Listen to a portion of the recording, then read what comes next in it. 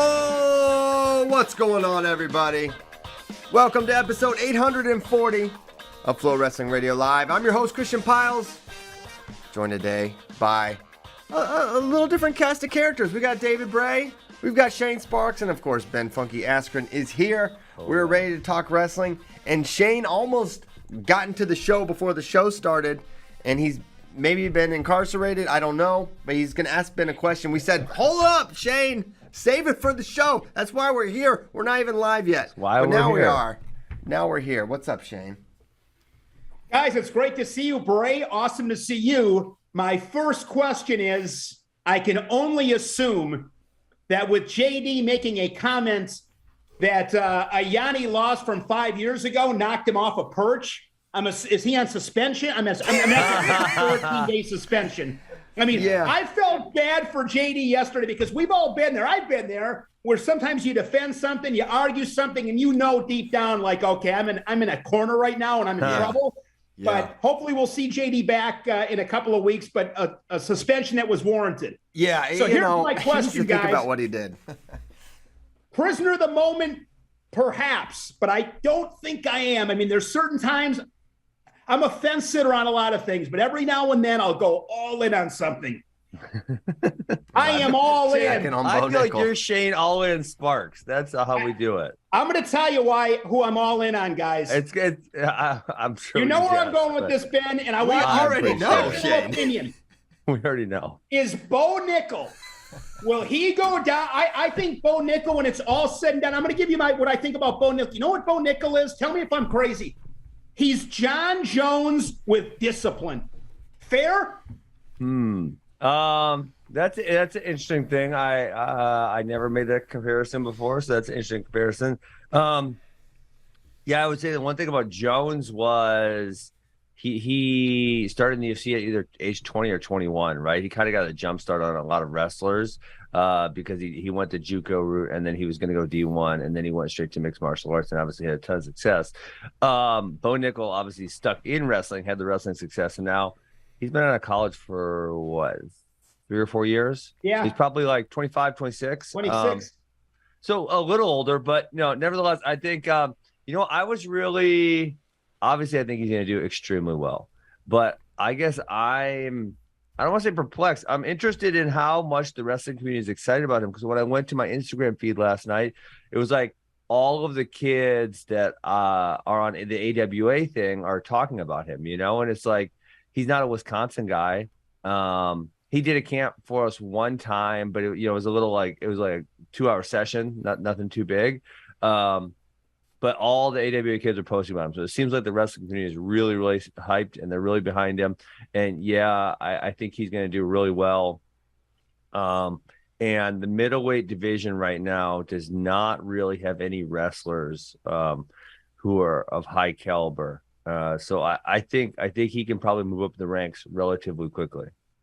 I'm curious, when's the last time a wrestler of, high note, considerable note made the transition and had this kind of fanfare? It seems like there's been almost a gap. For as much as the discussion was wrestlers going to MMA, none of them had this sort of, people were into Pico for sure, but it seems like he's just kind of. Pico's still good. Pico's still good, and he's still young. I mean, Pico and Bo Nickal are probably the same age, right? Probably pretty close, yeah. Let's see. Pico's 20, literally just turned 26. Happy birthday, Aaron Pico. And let's check out Bo Nickal. Yeah. 2 years ago, or 2 days ago, sorry. And Bo Nickal is 26 going on 27. So yeah, so he's a little older. Pico just put out a comment like, don't rush it. And Bo Nickal wants to rush it. I'm entirely sure of that. Yep. Yeah. He wants to rush himself. So I think he's going to do really well. And to your point, Christian, it was funny because really in that, say when I started late, we'll say the late 2000s, there was a lot of wrestlers going to mixed martial arts. Mm-hmm. Me, Henry, Daniel, Romero went at that point in time. Mogul Wall, there's just Tyron Woodley, right? Yeah. There's so many, Michael Chandler, et cetera, et cetera, et cetera. But now it seems like there hasn't been nearly as many in the last handful of years, and I'm not really sure why. And when I look through the UFC's rankings, I mean, there was a point in time when the UFC had, I believe it was 8 of 9 of their champions, or maybe 7 of 8 were of wrestling background. And now, you look at the rankings and there's not really all that many wrestlers. Like there's some, but it's not like heavily populated with wrestlers. And I think a big portion of that is guys just aren't making that transition. It's not guys are making that transition and they're not getting good. It's just, they're just not doing it for whatever reason. Yeah. So it's been a little bit. And someone of Bo's caliber, making the that's pretty rare. He's just been so recently in the wrestling fans' consciousness, and he makes the transition. Seems like just yesterday he was spanking Zahid Valencia at the Olympic trials for an uncomfortable period of time. I don't follow MMA super closely, so I could be wrong. Wait, so does that mean Zahid's got to win? Bo tapped out? Yeah, that's technically his first. That's his MMA debut, and unfortunately, Bo submitted. Wow, he tapped from a sprawl.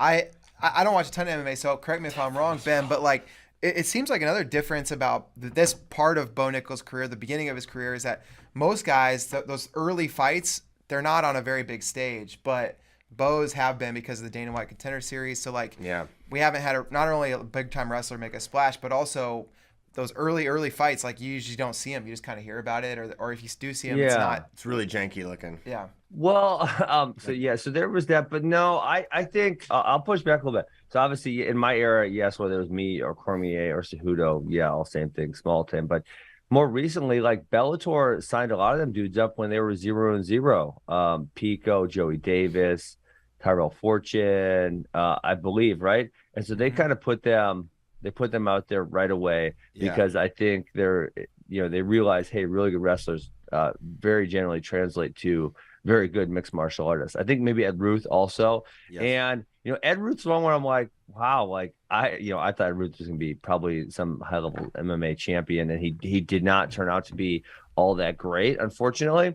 But besides that, the majority of guys who are, we'll say NCAA champion level, I'm not saying they win NCAA titles, but like they're competing at that level. They're really close. It's not like they snuck into an All-American on their way down. Most of the guys who compete at that level do really, really well.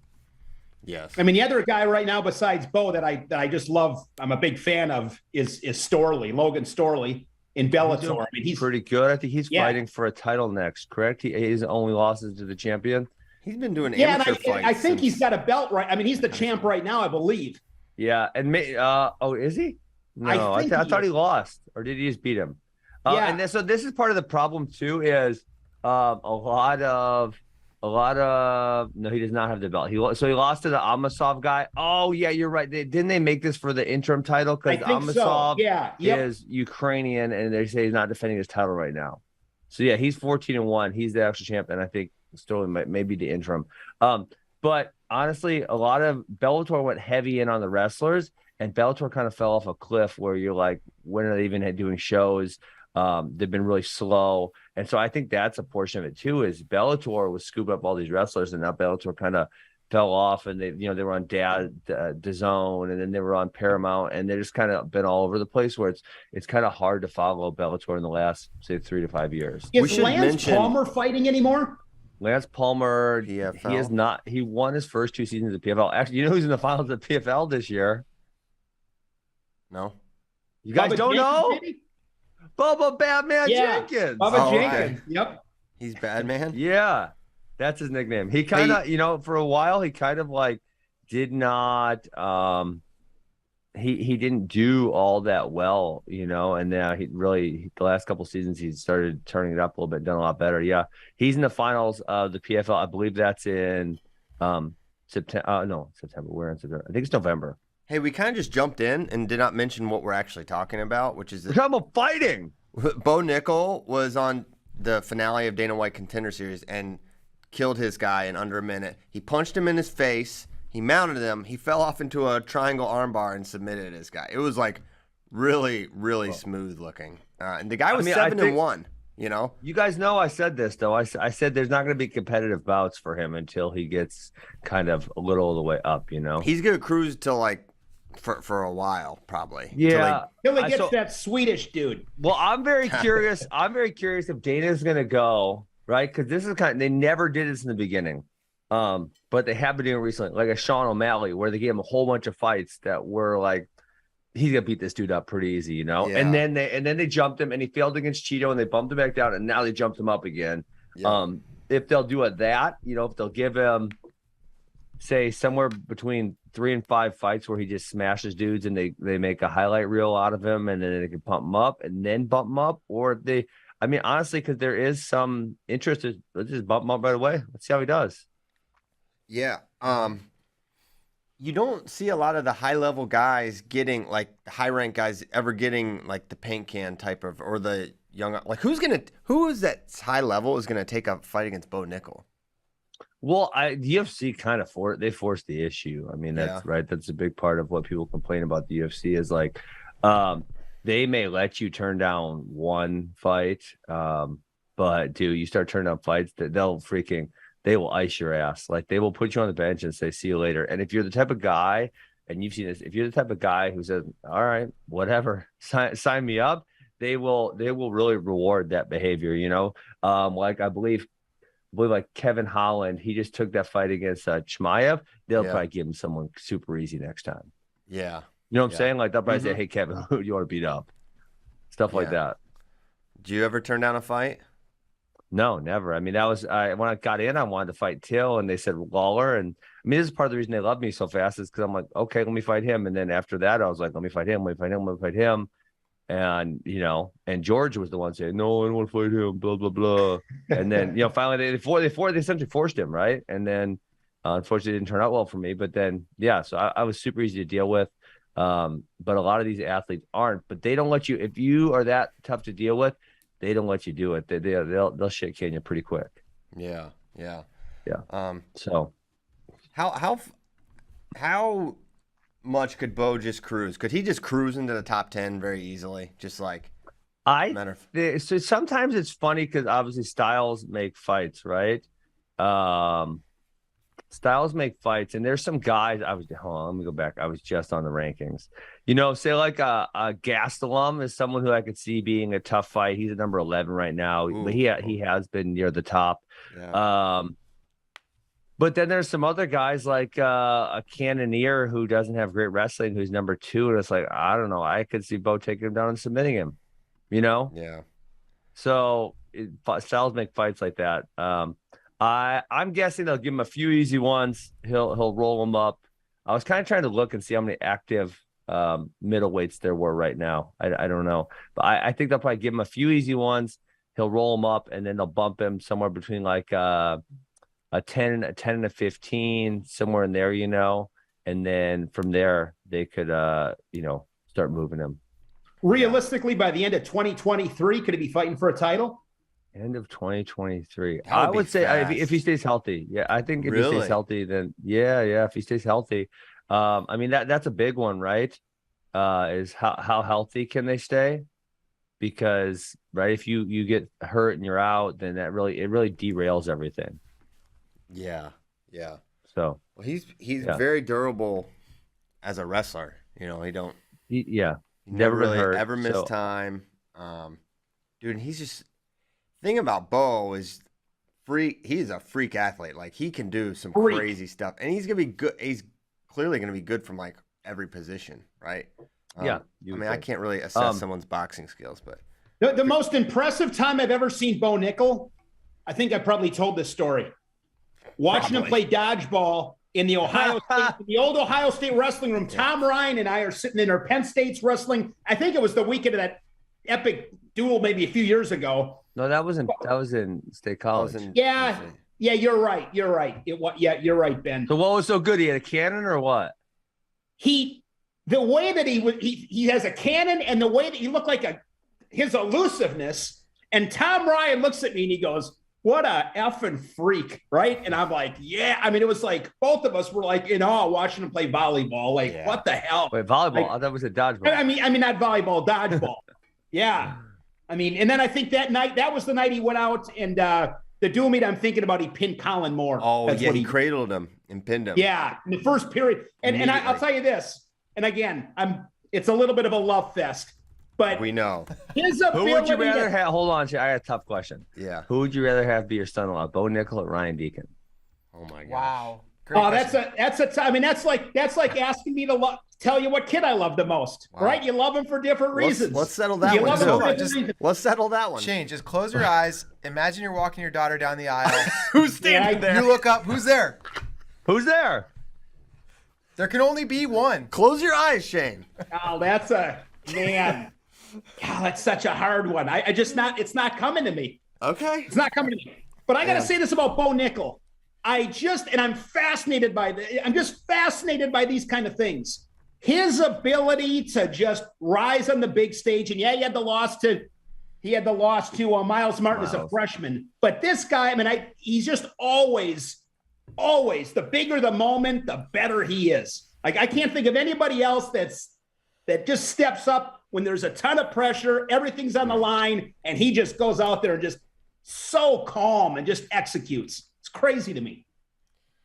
Yeah. He does that very, very well. I'm disappointed we didn't get an answer on that from you, Shane. But yeah, I agree with everything else you said. I got 2 daughters, by the way, guys, so I get 2 picks. Oh my gosh. Oh my gosh. I'll take them both. Here we Take 'em go. both. 79 active middleweights in the UFC. FYI. So 79? there's a lot of people out of that. There's a lot of people out of the top 15 that he could mix it up with. Okay. Your name's not on that list, is it? Are you one of the 79? I am not. Well, I would be a welterweight, Welter. and I am no longer active. No longer active. Okay. And you're 100% done, Ben? I mean, no chance. Yes, I'm done. Leave Come me on. alone. You would fight George. You said that like a week ago. Okay, that's the one thing I would do, but that's not happening, so I'm not He fighting. won't. He would not. I don't think so. No. Yeah. There's 96 welterweights. Just FYI. Okay. So yeah, the wrestling world is excited about Bo Nickal. I would be interested to see. I would love to see like some stats of how many All-Americans from say the years 2005 to 2012 went to mixed martial arts versus like say 2012 2020. I feel like not nearly as many are going, and I don't really know why. Obviously, there are more people sticking around longer in wrestling, but you would still think, I mean, how many people are wrestling per weight class? Really actively, like maybe 10. And so if we take like a 10-year window, that's a small percentage of the actual amount of people. Yeah. I'll give you another guy to keep an eye on who's just, Who's starting is Mitch McKee, another Minnesota guy. I mean, Mitch McKee's a bad dude too. I could see him doing really well. Yeah, we got a couple now because now Meredith's fighting, Kasara's fighting, so maybe we will have kind of a resurgence of wrestlers going back to do some battle. Yes, indeed. Okay. Mm-hmm. Never mind. Whoa. Keep it moving. Next topic. Well, Shane, you got your eyes on some of these schedules. You getting fired up for any particular dual meets? Man, you know what? We still don't have a TV schedule. What? What are they even doing with their live? I'm not sure what I'm not sure about. But call the station. Here's what's interesting this year, guys. For me, anyways, is with COVID and all that stuff, it's been a lot of these teams. It's been they've had a nucleus of 3-4 guys, and now it's like a lot of these guys are gone, and a lot of new people that I'm not overly familiar with, probably not nearly as much as you guys are. Yeah. So looking forward to I can't wait. Fall here in Wisconsin just feels like wrestling's coming around. So it really fall hit us fast, Shane. I said that yesterday. Yeah. We're not far, but you're in Texas. You're not in Wisconsin. Stop being a softie. I'm saying I feel the seasons change. I'm not saying I'm cold, Ben. What is it there yet? 90s in the day, I'm sure, right? Yes. Yeah. But this morning it was nice and brisk, like 64 again. It's kind of nice. 64.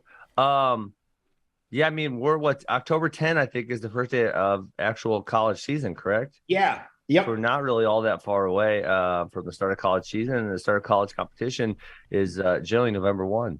Like, I got to get to, you got to get to FloWrestling and check out the interviews. I meant to watch him yesterday, didn't get to it, but Bray, I'm curious to listen to your interviews up in Michigan. I'm sure those are great. Summarize some of the cooler cooler sound bites? I mean, I think probably for me the most interesting was talking to Jack Medley about his experience with Nick Suriano coming in and his communication with the coaching staff about that.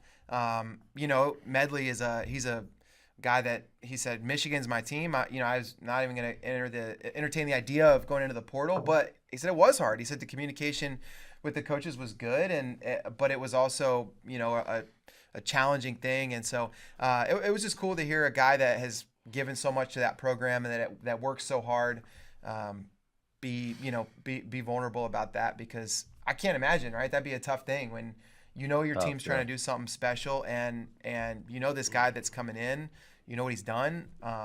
You don't want to, concede any point. You want to beat him in the room, but you also know that might not happen. So I can't wait to watch that, because I'll tell you this, if I had 3 daughters, Medley might be my third choice. Yeah. I mean, that Jack Medley is a great story. And I'll tell you this, guys, Jack, I don't even know what he's ranked. I have no idea. Not very high. You want a dark horse? Medley. Yeah. To do what? To place top 5. Stop. Man, I like Jack Medley. He wrestles hard, but I love his skill set is he's a guy that if there is any window, he'll go through it. I'm telling you. I'm just telling you. Mark the tape. Okay. Jack Medley is a dark horse top 5 guy. Yeah. When I say top 5 guy, I'm right around 5. I mean, 5. That morning when I visited Michigan, they were doing their timed 1.5 miles, and then they had a lift, and like Medley was, just the way he prepares for even a workout, he's like, I'm gonna break the record, and it's his record, but he does everything right. What's he run 1.5 miles at? It's bias. I gotta remember. I can't remember the time right now. It's on the record board, so I'll have to go back and look. But 8 minutes. He I think it was a couple of years ago, year and a half ago. He woke up one day and ran the marathon. He just ran a marathon. He said, "I'm gonna run a marathon today." I think it might have been like 7:52. 7:52. Might have been 7:52 for 1.5 miles. Yeah. Oh my God, that's Ben's best mile time. Damn. No, I mean, I was thinking that's just over a 5-minute mile, because I was thinking 5-minute mile is 7.5 minutes for double, so probably somewhere around 5:20 is very very fast. That's cruising, yeah. Dude. You know who passed him in the last lap, but then he got him back was Chance Lamer. Whoa, that guy's coming. Okay. What? Apparently, his mom was like a cross country All-American. So he's got some running in his blood, but he's a competitor too. I'm really excited to see him. Also, I'm curious. Mason Paris. It was good talking with him. He wants to wrestle Gable again. He wants to see Gable back and wants another crack at him.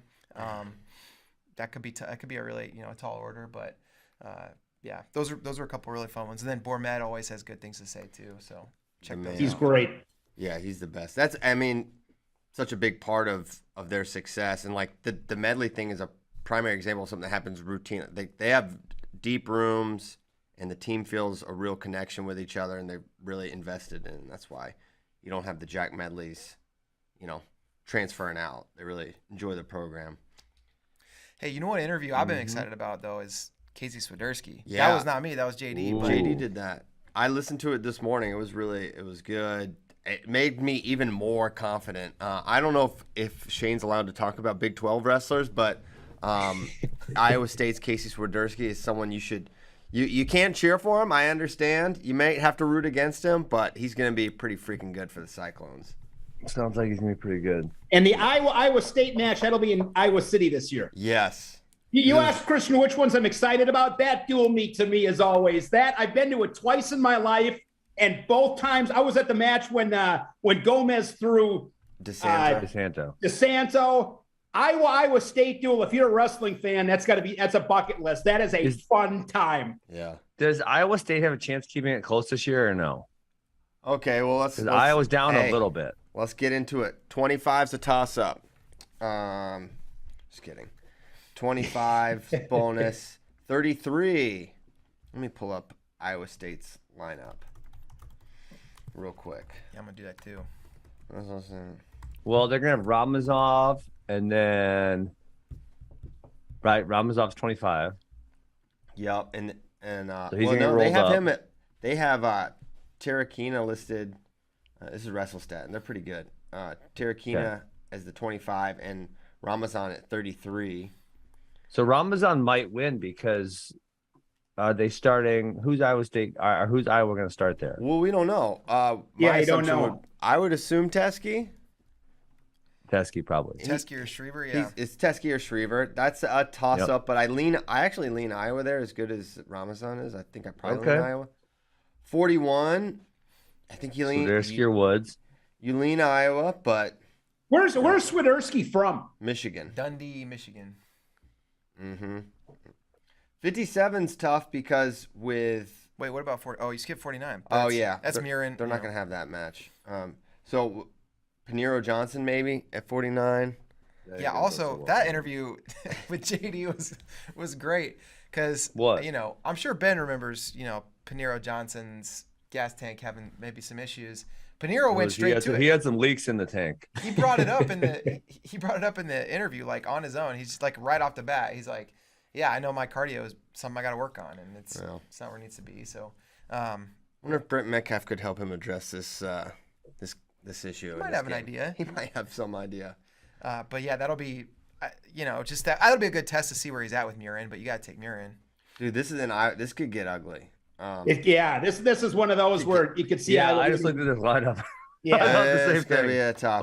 It's gonna be a long day at the office. 57. So Isaac Judge that's where, like, if you're Iowa State, man, you need to win 157, and that's gonna be even a toss up. Is there any Iowa's chance? Weakest weight. Any chance MJ Guyton is down at 57 for this duel?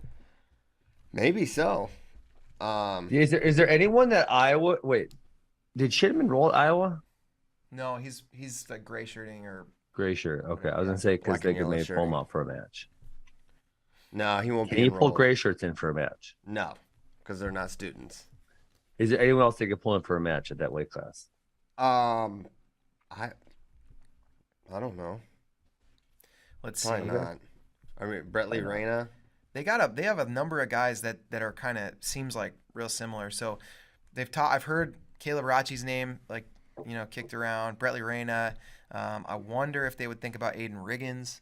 Yeah, maybe. Yeah, that'd be a good one to think about. Okay, 65. Feeling good about the Cyclones in that one. Yes.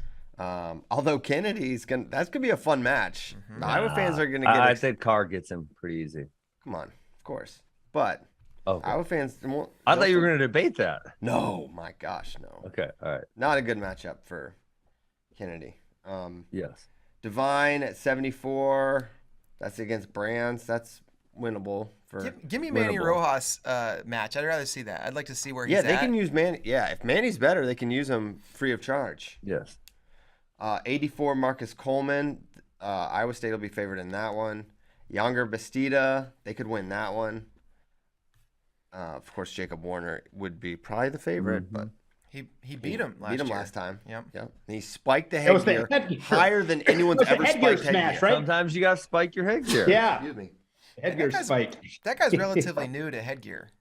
He's new to headgear, and he still knew how to spike it better than anyone's ever spiked it. He's a natural. That was awesome. That was a hardcore, yeah. And then 285, Skyler's going to be a big underdog to Big Tone. So it'll be tough for Iowa State. They're got to pull some, like Swiderski. So they need 33 somehow. Swiderski, yes. They probably need 57. Yep. 65. Actually, this probably not getting done. I'm kind of talking myself into. No, just especially when you look at bonus points. This is a match. It's not a match. It's technically it is going to be a match, Ben. You can't deny that. It's going down as a match. You have to watch. I hope it starts. I hope it starts in the upper weights. Mm-hmm. You have to watch it for Swiderski and Real Woods alone. Yeah. Just where is this guy? Yeah. What year is this for Dresser at Iowa State? 4, 5? Five probably. Yeah. 5. Yeah. And Iowa State. I mean, when's the last time they beat Iowa? I mean, I have no idea. It's got to be. I'm guessing, freaking, got to be knocking on the door of 20 years. I mean, it's been a long time, right? I don't think Brands ever lost. No. 20. No, didn't they win? No, they won when was it Kills last year? Maybe didn't they win in 07 or 08? I don't. 15 years ago, so. maybe. I feel I feel like you think Sian will answer if I call him? Sion. Yes, call Sion. I'm gonna Ask call him. him. He will know the answer. Sion was at Iowa State this weekend. He was. I saw that. They had Joe Heskett win the Hall of Fame, I believe. Yep. Oh yeah. Yeah. And I think I saw a picture. I think Kale was there. Chris Bono was there. Kale, Bono, Sion. Hey, you're on the show. Can you answer a question? Yeah, that was pretty cool. Okay. All right, we got Sion here. Sion, what is the last year that Iowa State beat Iowa? We're talking about it on the show right now. In a duel meet. 2005. 2005. All right. Okay. Thanks so much, Sion. I'll see you soon. All right. Bye. I was close. I said 2007. I patched him in via satellite. So 2005. And you remember the days when they used to go 2 duels a year, a home and home? I mean, and they were usually both ranked. I mean, a lot of times those are 1-2. Like, bonkers. That's what I love about Oklahoma State too. And I know what that rivalry's been, hasn't been that balanced either, but I just think those are great events for wrestling. I agree. Yeah, I guess. I mean, I guess it's cooler than you don't feel that way, Christian, because it's been non-competitive for a while. Well, yeah, and I would say, when you look at the alternative, it's like, these teams will schedule, let's face it, duels that are just sort of waste of time, by and large. They're not competitive, at least. Not entertaining for fans. Yeah. Or you could just have a rivalry. But there is something special about it being the one time. Yeah. When is that this year? You guys know? December 4th. December 4th? Yeah, it's normally in November, I want to say, but it's in December. Hey, one of those one-sided duels that you're talking about, but that I'm curious if Ben has any insight. Iowa's first duel, their first home match of the season is against Cal Baptist. You think we see Messerbrink use one of his 5? I have not asked him if he's going to do that, but that'd be great. At 57, I mean, I don't know which 57-pounder Iowa throws out, but you got to imagine Messerbrink's got a pretty good opportunity there. Yeah, I mean, I would if I were a freshman, I maybe we talked about this before, but I would try to get in at least a few tournaments so I could get multiple matches versus dual meets. I mean, maybe 1 or 2 duels and then a few tournaments. Yeah, Ben, if you were a freshman and you had these rules, you had 5 opportunities, and you could pick tournaments, get a bunch of matches. But Carver is an option for you. I mean, what do you put Carver on the list? Yep, definitely. Yeah, I hope we see it. Yeah, I mean, I think we would. Mizzou always went to CKLV, so I probably would have tried to get that one in. I don't remember if my redshirt year if they went to like a Scuffle or Midlands or somewhere like that. But I do know we went to national duels, so I probably would have been on the roster for the national duels, and then who knows? Yeah, maybe a couple duels. Yeah. I'm really excited for that wrinkle of this just entire season. Very cool. That's a great rule. It is awesome. Good. So good. Very smart. Okay. Did we talk yesterday about Ryder to Penn State, Ben? We did not bring it up. I did know that. I knew it last week though. Yeah. So that was a good get for Penn State. I guess, I'm curious, do you think Ryder's at 84 long-term, David? I don't really know. I mean, he's obviously grown a lot because he was 52 last year. So I don't know if he's 84. I don't know if he's 97. I don't really know anything about him. I know he was 176 pounds last year, and that's about it. Yeah, I don't know how much taller he's going to get. And if he doesn't get much taller, I could see 84 long-term. Yeah. But just the rapid growth, I mean, it's hard to say. I would predict 84 or 97. Yeah. I mean, obviously with the cadet weights kind of skew everything also though, because it's like, once you realize you can't make 56, it's like, oh crap, well that's 20 pounds. Let me get bigger. If you're in this upper echelon of U17 to try to make the team, and then once you can't make 176, it's like the next weight class is 202. So you're like, all right, well I guess I got to get big and go 202. I mean, that's something I'm thinking about for like, say Sinclair. It's like, he's debating 95 or 82, and it's like, well, probably not making 176 again. So why don't you just try to get bigger and wrestle 202 next year? Mm-hmm. Well, with Zach Ryder, when after he made the team, it was like, all right, this guy's gonna be in who's number 1. So then the conversation was like, all right, 170 or 182, and immediately his camp's like 82, like not going back down to 170. So I do think 84 at least. I don't think he's like a guy that's a small 82. He looked plenty big enough against Braden Thompson and who's number 1. Yeah. So he's a junior this year, right? Yep. Well, Braden Thompson wrestled 174 for the junior also, so that's right. So he's not a huge Yeah, that's true. 82 either. And Aaron Brooks has 2 years left. Two left. So could be a good transition there for Penn State. And then also, 197 for Penn State. How are they looking long term beyond Max Dean? Let's see. I don't really think they have anyone. I'm trying to think of the recruits they have coming in. I don't think it's anyone good. Their current roster. Well, we'll see about that. Let's see what you find.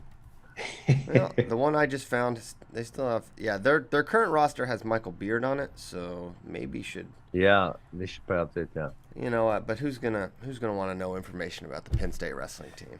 Yeah. I mean, I don't see Josh Barr getting that big. I think he's probably Maybe Ryder eventually slots up, Like, and then between Barr and Ryder, that may be long term 84, 97. yeah, Because Barr does look like he's got the frame. the frame to build on. So we'll see. Well, plus you got the transfer portal, right? I mean, you just never know. I mean, literally, Penn State doesn't use the portal, right? Barely at all.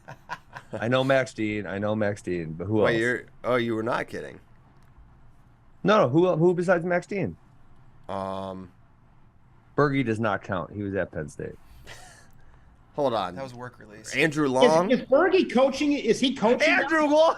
Andrew Long was 2011. He won him a title. Andrew Long. Listen, that's just what came to my mind. I mean, listen, my mind jumped to a national finalist. What about Kirkfleet? Okay. Kirkfleet is a All right, transfer. Yeah, all right, Kirkfleet. fine. I'm wrong. Kirkfleet. Guys, is Berge coaching again? I Yes. think so. Yeah, at South Dakota State. Okay. He just got a sabbatical. From You South went to Dakota Andrew State. Long. Yeah, I went to Andrew Long. You said they don't get Andrew transfers. Long. They get them when they need them. All Hold right. on. There's been more. Classic transfer portal. David Taylor. I mean, No, but David they're not in there Taylor. like some dudes. Who else besides Kirkfleet and Max Matt Dean? Brown. Matt Brown. Matt Brown. He was at Bro, Iowa that State. was like, no, stop, nah. There was no portal. When Matt Brown is so old, the portal did not yet exist, Christian.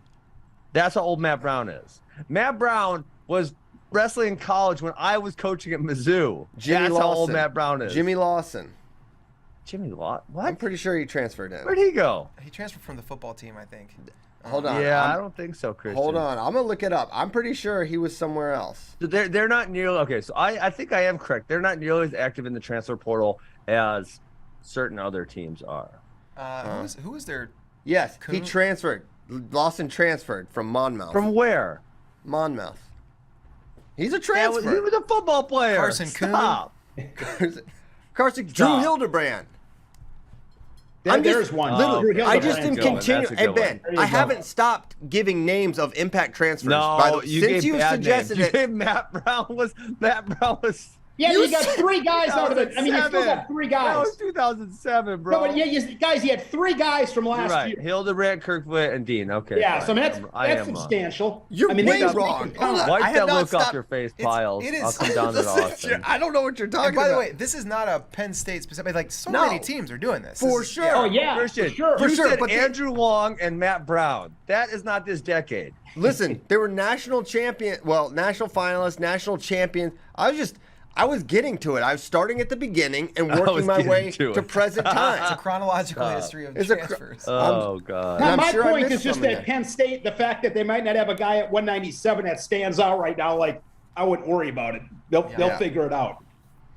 You could just as well do a transferred out of Penn State too. There's some pretty good guys that didn't maybe make the lineup there. That, Bubba starting at the beginning, working my way up. Stop.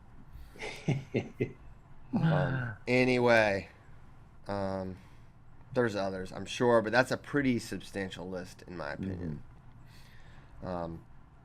Okay, I don't know how that happened or where. Because we started talking about Zach Ryder. Zach Ryder to Andrew Long. We started. They Zach started Ryder talking to about Jimmy Andrew Long Lawson. and Matt Yeah. Brown. Matt Brown. I remember coaching Pat Wright. You don't know him because he might have started 1 year at Mizzou. Pat Wright against Matt Brown in we're talking 2007, Christian. That's how old Matt Brown is. Yeah, Like when the dinosaurs were still around.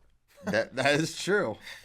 Everyone knows that. He was tough. You should Matt count Brown was David tough. Taylor as a portal guy too, since he initially committed to Iowa Absolutely. That's fair. That's fair.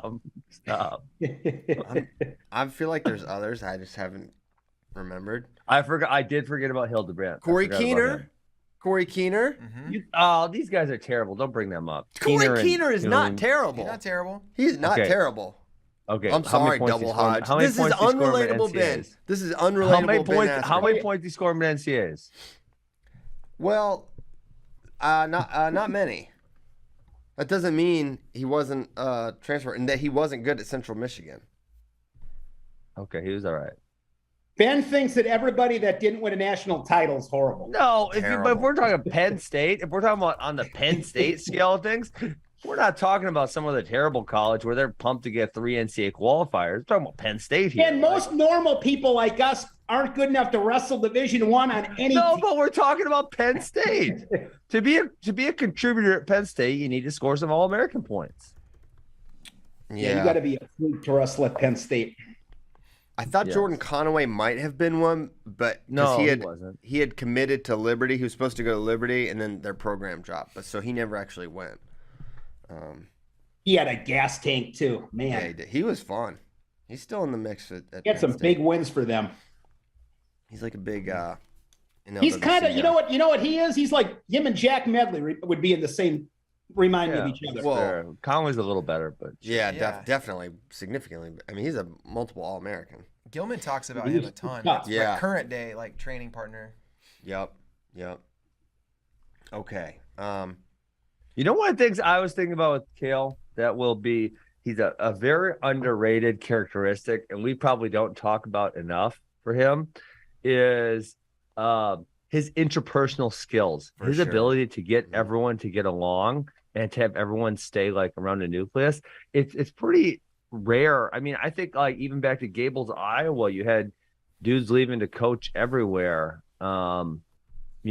Like starting in the 80s. So it's pretty cool. I mean, Kale's been around at Penn State 12 years now, and barely anyone's left. I mean, they really don't leave all that much. It's really unique. Like Frank is one of the rare. Frank, yep.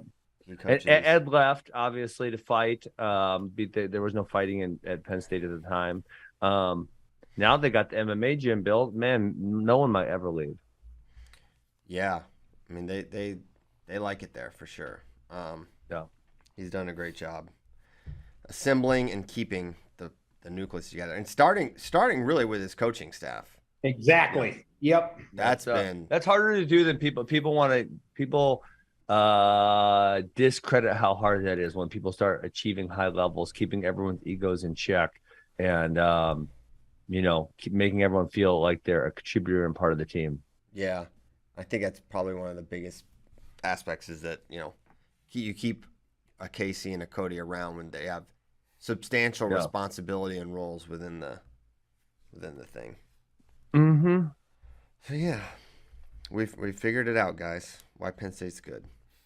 It's definitely a factor. We got to the one bottom of many, of it. probably, right? Yeah, you're right though, Ben. I mean, that stuff is not. I mean, it all sounds great in theory, but to execute that is a whole nother ball game. Yes. Actually, yeah, you've got some of these staffs. These guys apply for every position that's open, every head coach and thing. They're just on the I'll recruit your kid, but you're applying for everything. You can't wait to get the first thing to climb that one little rung higher. Then you've got these guys who could all three legitimately be like Big Ten head coaches or power program head coaches. Mm-hmm.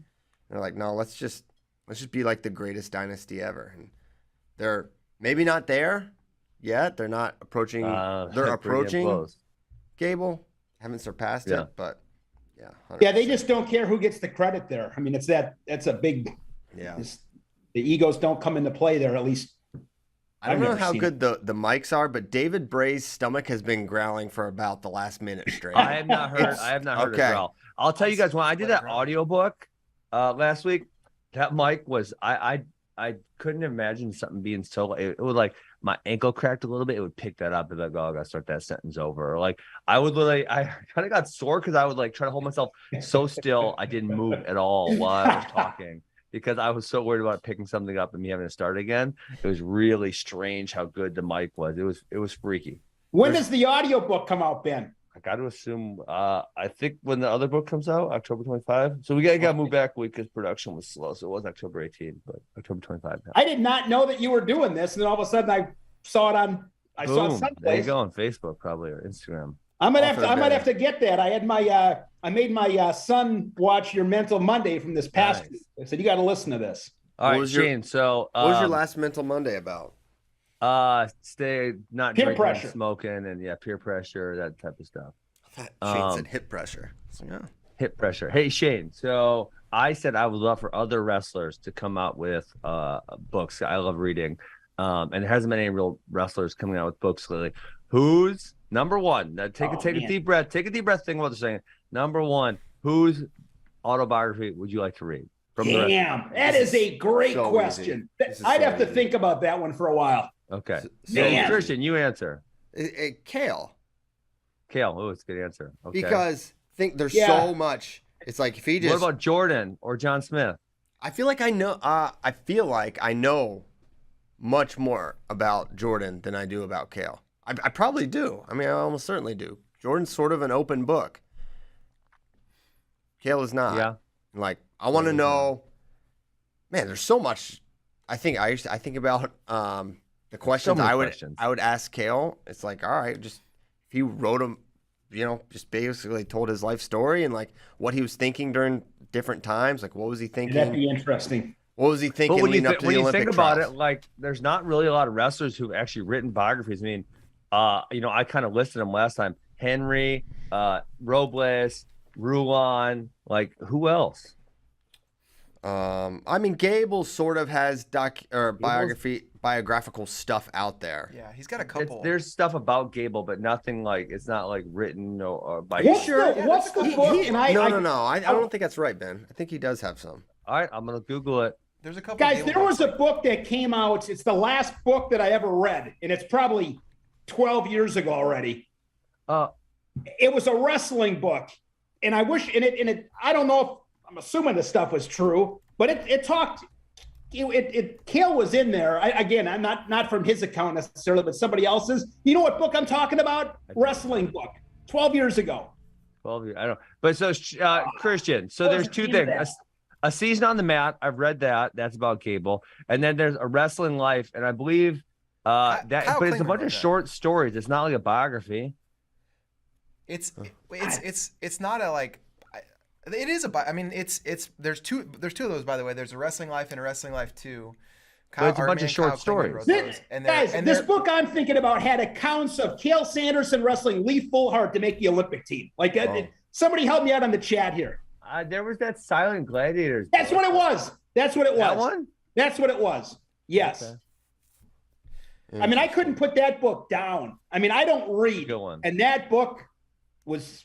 I should try to read that. So,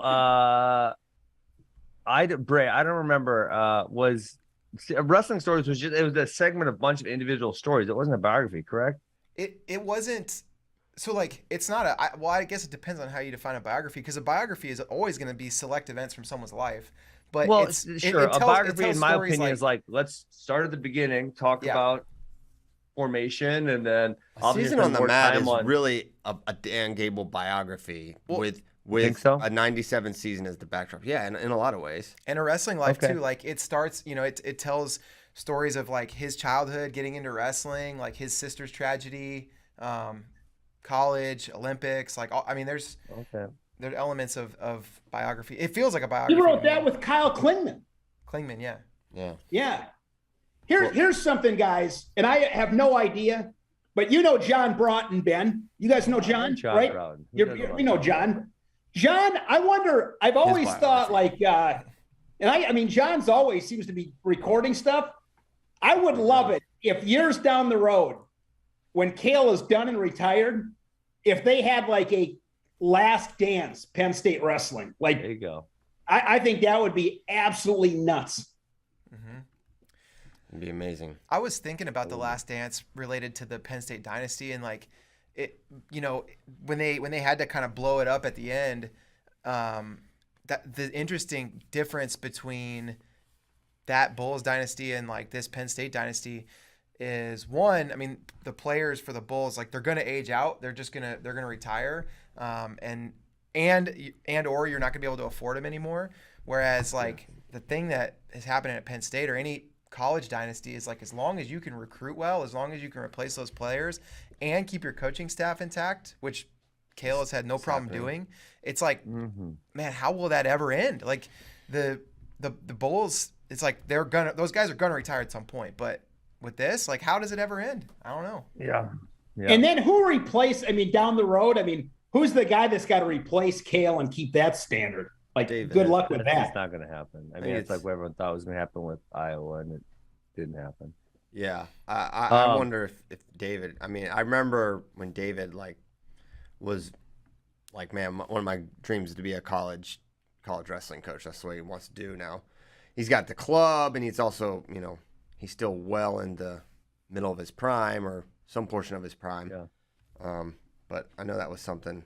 He definitely seems like if there's an heir apparent there, a generation down the line, if Cale. That's the problem. Is Cale still so young for David would have to wait till Cale got a head job when he was probably before he was 30. I would guess. And now David, if he waits till Cale's done, he's going to be mid 40s. Yeah, but who knows? Yeah, that's a good point. But who knows? Cale, Cale could do this another. How old is Cale? 43, 44? Listen, I'm kind of old right now. I think Cale's what, 5? He's 43. He graduated in 02. Okay. I graduated in 07. 5 years out. Like, what would I do? I'd be bored as shit. All I want to do is coach wrestling. Yeah, exactly. I might as well keep coaching wrestling. Like, what else am I gonna do? Yeah, that's the thing. Yeah. Like, I don't really want to quit. I enjoy what I'm doing. I don't know. Like, yeah. Yeah, you quit. You retire from things so you can do the stuff you want to do. Yeah. But if you're already doing the thing you want to do, then why would you need to retire? Yeah, exactly. And I don't. Yeah, this is another reason why we need that Cale biography. But like you read about Gable and how taxing coaching was on him, physically and mentally. I mean, the guy poured everything into it.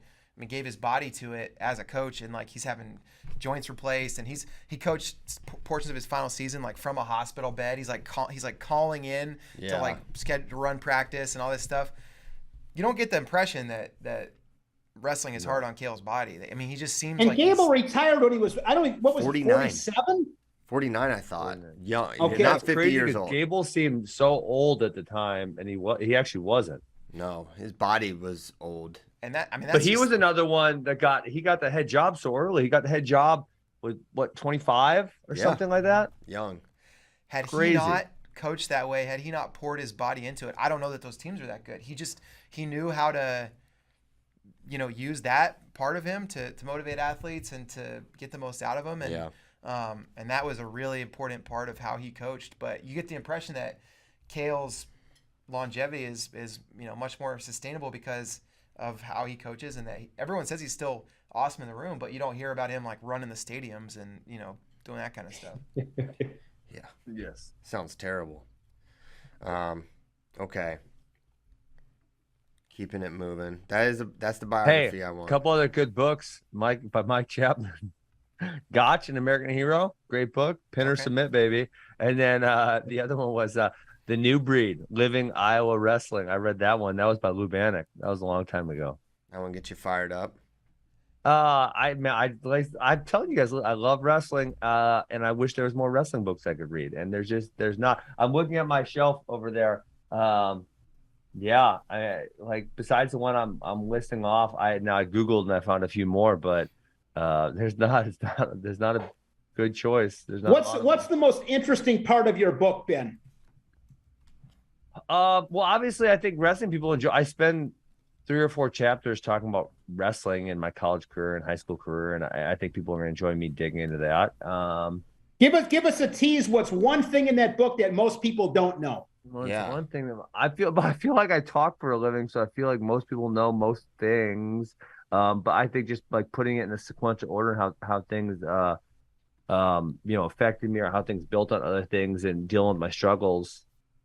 let's see, what is one thing that people wouldn't know? I don't know. It's hard to say. If I was like reading through the chapters, I might say that, like, oh, this. I mean, I think, the one thing people forget, the biggest thing, and this is not me whining. I hope this doesn't come off as me whining, but it's like in the summer of 2013, I was 29 years old and I was 12-0 and I was ranked number 7 in the world.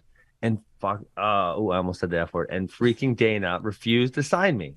And it was like, dude, what the heck, And so that was like, I think honestly, I forget that sometimes. It's like, obviously 'cause my life turned out in a different path, but it's like I still don't know to this day why he didn't. I've never had the opportunity to sit down and say, dude, what's the deal here? And I know if I texted him that, he wouldn't respond. It would be ignored. So I think that's the biggest thing people forget is like that was, my that was really my prime. I had just demolished Douglas Lehman. I had demolished Andre Koreshkov, 2 guys who are likely top 10 in Bali. I fought 9 rounds with them, and all of them were very uncompetitive, and I did not get the opportunity to make the transition at that point. And I think that's the thing, like I said, even I forget sometimes. I think that's the big thing people forget about me. Yeah, I feel like in a different, like if your prime had been occurring like now or even 5 years ago, yeah, there's probably not a chance you don't end up in the UFC earlier. Yeah. You know what I'm saying? Like you just slide your prime weird. to a different time. It's like, yeah, I don't think Dana makes the same decision. Yeah, and I have Dana. no idea why he made that decision at that point either. So, yeah, I mean, that's the thing. Like sometimes I think about that, I forget. I'm like, oh, shoot. Why did that happen that way? That's freaking annoying. Do you discuss the Adele cover in the book? That does not get broke. I mean, the one of the things I think about after the right. one of the things I think about after the fact is like, especially I was reading through the audiobook, it's like, it's still, I think it's 190 pages or something, but it's like there's so many like side stories that it's like, oh, but I would like to discuss this more, but then if you start thinking about that about everything, or like there's people who have impacted my life who I'd like to talk about more. But then it's like, well, if you think about all of them, then it's all of a sudden it's like a 350-page book because, like there's all these side stories and all these other things that you don't really get to talk about. So I think the guy who helped me write it did a good job of like condensing it all into one thing. When did you start doing this? Corona. That was it. Like, I'm like, Corona was so boring. I'm like, that's why when you guys say like these dudes want to retire, I'm like, dude, yeah, Corona was kind of like retirement. It was so boring. I was going freaking crazy. I had to do some things, at the very least I had FRL to come on and talk about every day, but our club was closed for 3 months. And so it was like, I need some projects. I got to do something. Like, was it difficult? Was it difficult? What? Writing a book? So I had a guy help me. And for contractual obligations, his name can't be on the cover. I really wanted his name to be on the cover, but he wouldn't do it because of some other contracts he has. So honestly, he did the majority of the work. So the thing was, can you say what his name is, or just can't be on the cover? I probably can't. I probably will. I should probably ask him like, hey, can I say your name? But no, he's freaking awesome. But he came out for like 3 days. It was actually like right after my hip surgery. We started talking about it like when Corona hit, like, hey, I wanted to do something. How about we do this? And then right after my hip surgery, he came out for 3 days and we just kind of like talked through my whole life, and then he would go back. He went back and he would just write a chapter, send it to me. I would make edits. Then we talk on the phone, and then he would re-edit it, and we just kept doing that over and over and over again. Yeah. Guys, yeah, looking forward to reading it. Wow. Yeah, you guys got it from here. I have to leave. Start talking books. Where are you going, Start Christian? books. I don't read. I'm illiterate. Where's he going? I really do have to go. See you guys. He's got Cover for me, Bray. He's got mandatory training thing that he has to go to. It's terrible. What is even happening? Christian's just like, nah, I'm out of here. I'm done. I quit. I tell you, you start talking about books, this guy's eyes glaze over. He's just out. I can't read. I don't read. I mean, I haven't read a book in 15 years probably. I need to start. I bought an Al Michaels book 5 or 6 years ago. I bought a book on Peter Sagan, who's a great cyclist. Yeah. Never read a page. And then I bought the Gable book with Klingman, Wrestling Life, or what it. I got all 3 of those books. Haven't read any of them. And I always tell myself, start reading some books. Let's go. Well, I always tell myself tomorrow's the day I'm going to start. I need to start because I need to work my brain a little bit. Come on. Hey, book, Shane. Let's go. You know what biography I'd like to read is Ray Brenzer. I think that'd be a good one. Ray That Brinzer. would be interesting. He would be down my list a little bit though. I would love. I mean, Kale would be fascinating. John Smith would be fascinating. Yeah. I mean, there's a I'm lot of guys. surprised. So there's I no love book on wrestling. John Smith. Not that I know of. Yeah, that'd be Somebody's got it. awesome. Because he's very, at least in my conversations with him, he's super forthcoming. Like, Yeah, I would think so. he'd be damn good. Gosh, That would be fun. Andy Hamilton needs to reach out to John Smith and do a book. That'd be awesome. Yeah. I mean, maybe when he retires or something. Yeah, for sure. Yeah. So, are you hosting now, Bray? I guess so. It's you on, the it's on host? me. CP's just gone. So we can all. We can Did do he whatever we tell? want. Did he tell you he was leaving? Because he didn't tell me he was leaving. Yeah, he told me. I knew about it. Kind of He's got offended. there's some kind of manager training. He can't do it because tomorrow. He can't do it tomorrow because he's starting his Leaving travels. town, He's gonna be on the road with a couple of our shooter editor guys, getting some really cool stuff before the NWCA All Star Classic. So he's gonna be at Penn State, at Virginia Tech, at Pitt. They're gonna be getting a bunch of cool stuff on the road. So I am so stoked for that event. That was always one of my favorite events as a wrestling fan, was the All-Star Classic. I mean, there was a time when that thing was just awesome. And this lineup are you coming, Shane? I might. I got to see. I'd love to. That event is What match are awesome. you looking forward to the most? Jeez. Probably just off the top of my head, Storaci and Lewis comes. I mean, that one just pops. Cassiope and Kirkleet, right? Yep. Yeah, I don't want Heavyweight? Looking forward to that one? I'm out on that one. Yeah. They that wrestled should be too many good. times. Who else is in that mix? Come on, O'Toole and Hamidi. Let's go. Oh yeah. Oh, yeah, let's go. That'll be great. That's the we were talking about it in our editorial meeting, and that's like that's the wrestling purists like favorite match. I think that 165. It's not the headliner. It's but it's, if you just love watching good wrestling, I think that might be the one people are the most excited about. Yeah. For the wrestling historians, I mean it's Car Monday, right? There's that family sure. history, and That's a good one. Yeah. be really cool. Yeah. Hey, Ben, I'm curious to hear a little bit. I think you guys maybe talked about it yesterday, but P&L, I looked through those brackets, especially the A pool for a lot of those guys. Man, that looked like a very cool format. A lot of really good matches. How did you guys feel about it? Yeah. Same thing I said to Chris yesterday. Kind of everything felt like it turned out really positively. The length of the tournament, and we were debating using 6 mats or 8 mats. We ended up using 6, and we probably should use 8. That was kind of the one downfall, but everything else was great. Reffing was great. The brackets are great. All the matches were competitive. That was probably why it ran so long. There weren't really a lot of pins and techs. That was pretty rare. Yeah, it was good. It was awesome. What style did you guys wrestle, Ben? Folk style. Okay. Yep. So it'll be fall folk style, winter folk style, spring freestyle. Yeah. Between P&L and Elite 8 last weekend, like so many of the top ranked kids in the country were in action. It was a busy weekend of wrestling. It was awesome. Yeah, absolutely. And then this weekend, isn't this weekend the Journeyman? Mm-hmm. Journeyman this weekend weekend will be good. Journeyman. And Grappler Fall Classics this weekend too. So Oh yeah, we got a bunch of guys going to that. a bunch of ranked guys gonna be wrestling this weekend. So like even before Super 32, there's gonna be a lot of jockeying for position, a lot of rankings changes that are gonna happen. So it's really cool. Man, I was at Elite 8 in Atlanta. That event was really good. Did you get a chance to see any of the matches from there? Nah. I kind of glanced through the results, but no, I didn't really watch too much of the action. Dude, it was crazy. There were Who impressed you most? The guy, and this is not a guy that's new to impress me, but like Jax Forrest wrestled. Oh yeah. He wrestled like all the best guys. He ended up with bonus points in kinda every beat him match. He pinned Luke Stanich. He majored Drew Gorman, who's 6th. Stanich was 4th. He beat Dylan. He beat up Dylan Campbell, who's like 10th. Brady Rourke's 11th. He beat him. Like he just killed everybody, and I just cannot believe how good this kid continues to look. Yeah. So Impressive. yeah, he was awesome. Gabe Arnold is a guy that has. It seemed like in the year leading up to this, his offense has been a little bit limited. He's won a lot of 1 takedown matches or lost 1 takedown matches and kept things close.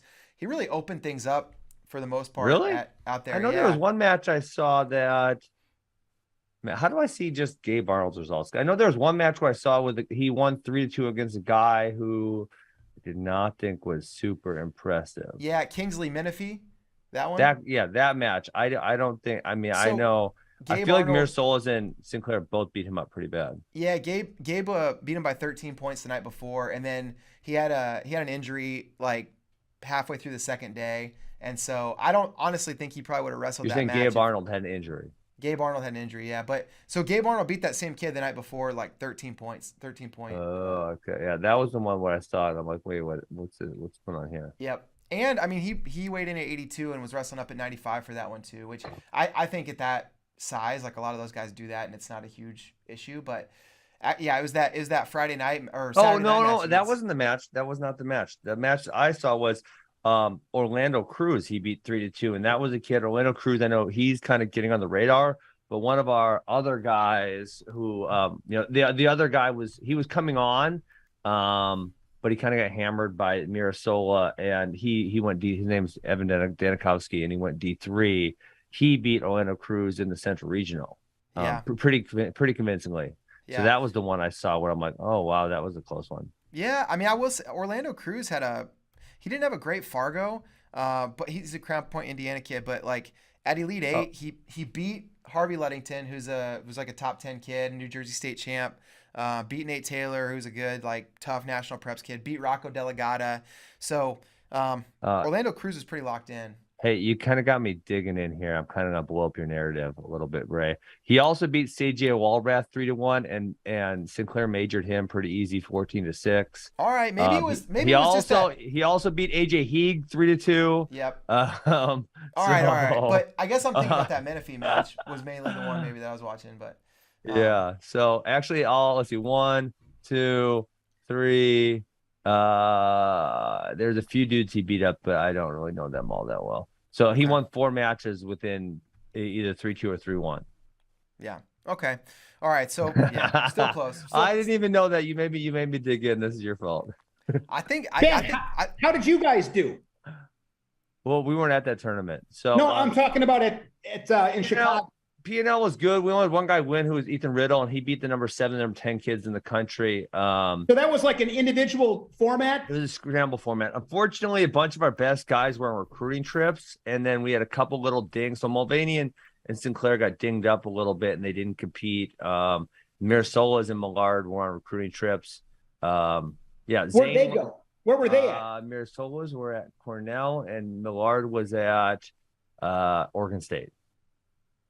Yeah. Okay. So, unfortunately, who would have ever thought that Oregon State with Chris Pendleton and AWA would be a pipeline? I think Chris Pendleton's doing a good. I mean, it's not a pipeline yet, but well, he's doing a great job. Yeah. It's just funny if somebody would have told you that years ago. It's just funny how life works out, right? Yeah. Yep. Absolutely. Yeah. So I wish we would have had all those guys competing, because there was Rogotsky was there, and Joey Novak, who's pretty tough. He was there. So. Yeah, it would have been nice to get some matches. We got the AWA duels. That's actually on Flow. That's coming up, not this weekend, but the following weekend. All those guys will be competing in that. Yeah. You guys have had that for a number of years already, right? No, it started because Corona, because we needed. But I thought you guys used to have something else years back. Maybe it was just. We held like a preseason state. Something like we just want to get our guys matches and have it be close and easy is kind of what we were shooting for. We also held we held a Wisconsin State freestyle duels. And when we weren't very good in the beginning, everyone showed up. And once we started smashing, then people were like, "Nah, we're not showing up." So we had to cancel it eventually because the other teams didn't want to get beat up on a regular basis. AWA duels started over at Corona because we needed some matches. So first year was kind of a disaster because we have between Max's Academy and my academy, we have 6 mats. And we did it in the academies because no high schools would rent to us. So we did it in the academies. So we did a 2-day format because you wrestle like your first pools in the academy. And then when we reshuffled, then you went to like top 8 went here, bottom 8 went there. Okay. Were you guys using multiple locations for that or just one? Yeah, no, 2, because we had to, because we got 16 teams. So we did 4 pools of 4. And we did, 2 pools are at Max's Academy, 2 pools are at my academy. You finish the shuffle and then, you reshuffle and you go to like I said, I think top 8 was in Heartland and bottom 8 was in Mequon. So you flipped the next day. That was a disaster. But then 0 high schools were going to let us rent. That was September of 2020. Yeah, that's wild. That was Hey, wild. another kid who really like stood out at Elite Eight duels, Carlos Stanton. You know him from Sunnyside, Arizona? Mm-mm. I don't know him. He's had some really good wins in the past. He beat Drew Gorman at NHSCA's, but he went 6-1 at 126, which is like that was probably Nice. the toughest weight. He had ranked wins. He beat Drew Gorman again, beat Sam Herring, beat Brady Rourke, beat Dylan Campbell. Man, nice. Yeah, so So he he's looked tough. awesome, and so that was cool to see. And then Tyler Knox was another guy at 180 or at 126 who he beat Stanton, and then he also beat Logan Frazier and Drew Gorman. So he had good ranked wins. But I don't know, man. Is he the kid from New Jersey? Tyler Knox, he's from Massachusetts. He's going to Stanford. Okay. Thinking of somebody else. Okay. You're thinking about Anthony Knox. Okay. Anthony Knox. They're cousins, right? I mean, I don't know. Sure. That's around. I don't don't know. think so, but Why not? they spell their name the same, so it's good enough. But yeah, that was great. Super 32 coming up. How many guys do you have going, Ben? Actually, not a lot. Yeah, probably like 14 or something, which is I think that's way less than in previous years. Yeah, with the PNL and the AWA duels, we just didn't really feel the need to have all of our best guys competing. A few months of time off. We're not huge. Like I said, we're not as big as some of the duels. You got to compete everywhere. We don't think that to be the case. The other thing is it was super early this year. I feel like compared to other years, I feel like usually it's near Halloween. And this year it's like the 15th or something, which isn't that unusually early? Yeah, it Or does seem a Super little bit 32? early. It seems a little bit early. Yeah. So Yeah, it'll be. yeah, so it'll be I good. think Sinclair's going, Mulvaney's going, but yeah, I don't think a lot of our other highest ranked guys are going. I don't believe. You said Sinclair's trying to decide what to do about weight class. Is he 82 or 95? I would guess he's gonna wrestle 95. That's my guess. I think he's gonna wrestle 95. Okay. Man, that's Yeah. great. Mhm. Cool. All right, let's see. See if we have any questions. Oh yeah. All right, let's see in the doc. There's Making actually barely freestyle. any questions, and there's 2 questions, and I don't really like either one of them.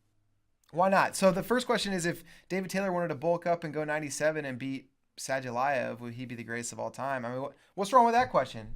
Well, I mean, just because it's just never gonna happen because the Nittany Lions they have Kyle Yeah. Snyder at that weight class, and so I think David's bulking days are done.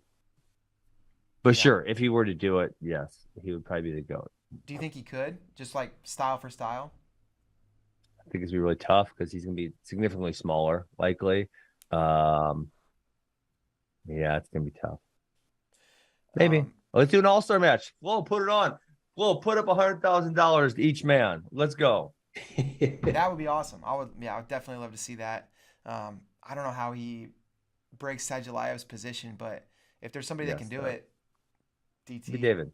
Yeah, Maybe 205. Do it at 205 or something like that. that'd be awesome. Yeah. Okay. So yeah, you're not loving what's the other question? Biggest international match between currently active wrestlers? Yeah, this question made me sad too That we've because never seen. that we've never seen. This one made me sad too because before Worlds, for me, it was Zare Gable, and then Zare hadn't looked that great this year, so that takes a lot of the steam off it. Yeah.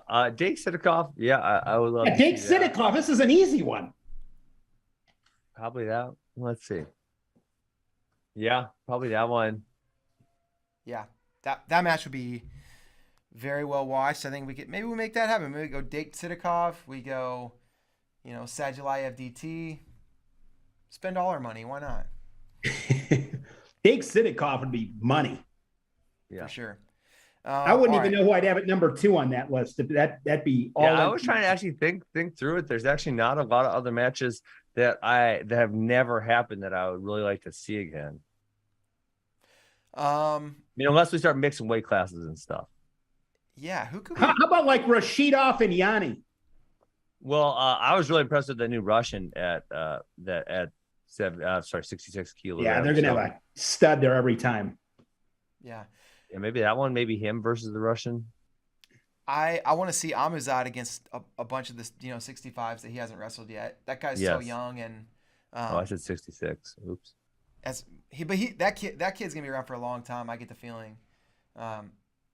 So I Yes, would like to see, he will. I would like to see him. I think I wouldn't be surprised if eventually he's a 74 kilo guy. So, a guy like Amuzad and Sidakov will be awesome. Eventually. And then Rush and the Japanese kid that just won also. Oh yeah, Higuchi. No, not Higuchi. Not Higuchi. The 70 the kilo. one to beat Zayn. Yeah, the 70 Zayn. kilo. I can't remember his name, but yeah, that guy. I want to see him a lot. What's his problem? He says he's going Greco now. I don't buy it. That's wild. Seriously. Okay. Let's see. I don't see any other good questions in here. You guys got any questions? Anything on your mind? When new rankings coming out? New rankings will be out in the morning or like late tonight. Tomorrow morning. Yep. Late tonight. Okay. Awesome. Let's do it. Yep. So those are coming out. Our producer Tyler reminded me that we got to shout out our guy Jeff Baxter. They got the hurricane coming at them, so stay safe down there. Yeah, stay safe. This scary stuff, but hopefully he stays safe. I think that's all we got, guys. Let's call it a show. CP bailed on us, but we did the whole thing. So thank you guys so much for tuning in. For Ben Askren, Shane Sparks, I'm David Bray. We'll see you guys next time.